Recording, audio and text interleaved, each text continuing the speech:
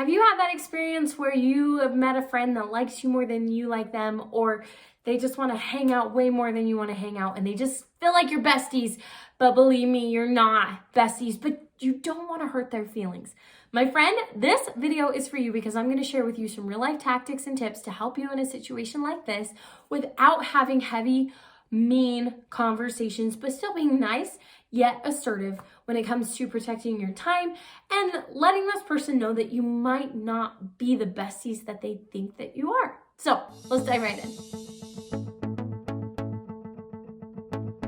So let's talk about the psychology behind this, because it is kind of weird when all of us want to be liked, all of us want to be popular, all of us want lots of friends.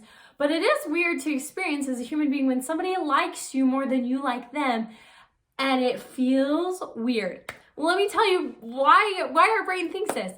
A lot of scientists believe it goes back to our caveman days when we were looking for a mate that's better than us, right? This leads into the same psychology of why we're always after and want to date somebody that we think is out of our league, right? Because it meant survival. If you could get a partner or a mate that was stronger or better socially, right? Or all these things that you and your offspring could survive then, right? We're always looking for somebody that can pull us up a little bit more. And so that caveman part of our brain still exists with us, even though we're not fighting off animals for our life, right? We are in a way different society. So when somebody loves us and wants to hang out with us and we're just like the bee's knees to them, it sets off a little alarm in our brain that something must be wrong here, because I'm supposed to be always looking for somebody that's hard to catch, right? Because that means they're out of my league and that I've got to get up to their level, if that makes sense. And so that little alarm goes off in our brain when somebody likes us too much, because we go, what's wrong with them that this is like so easy and that I don't have to convince them that I'm a great mate or partner, even though I know that these aren't usually romantic relationships, so they could be.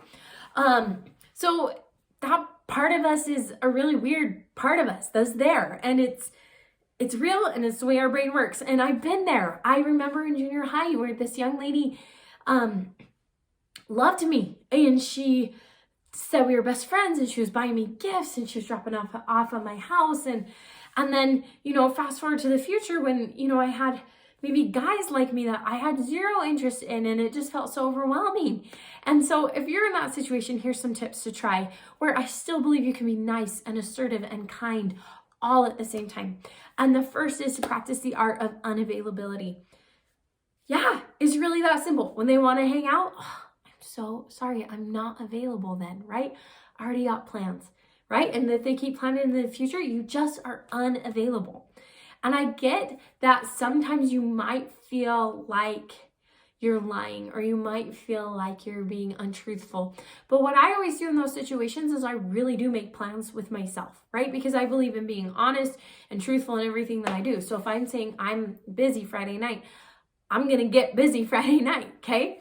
So practice the art of just being unavailable. And usually after a while, that sends the signal that this isn't a reciprocated friendship or relationship, right?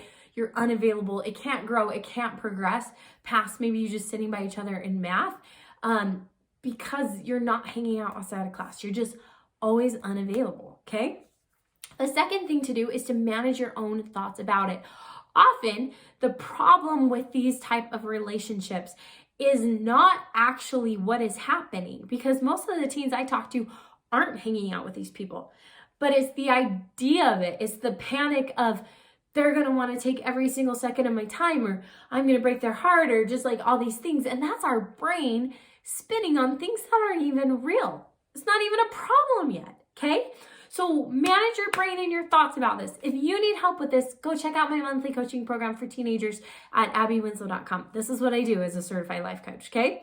So you got to manage your own thoughts about this, because most of the time we're worried about things that haven't even happened or aren't even real, okay? And lastly, practice saying no, okay?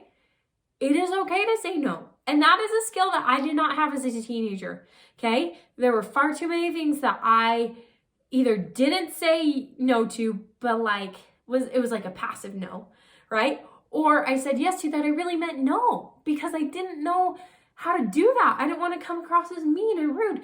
And if I'd known how to manage my own thoughts about it, if I'd known how to stand up for myself, if I had known how to be assertive, I would have known that saying no sometimes is the nicest thing that you can do. So with those three things of you're going to be unavailable, okay? You're going to manage your own thoughts around this, and then you are going to say no to things that make you feel uncomfortable, no to things that you don't want to do. Then you are really going to soar through these kind of relationships, and they're not going to faze you because you know how to handle them. So I hope this helps you out. If you have more questions about this, you should seriously look into my monthly coaching program. I teach teens how to soar through high school. And specifically, I focus on young ladies that are hating high school, how to make them love it. And sometimes relationships like this can bubble up and it can make things really awkward. So check that out. And I cannot wait to see you in my next video. Abbi J out.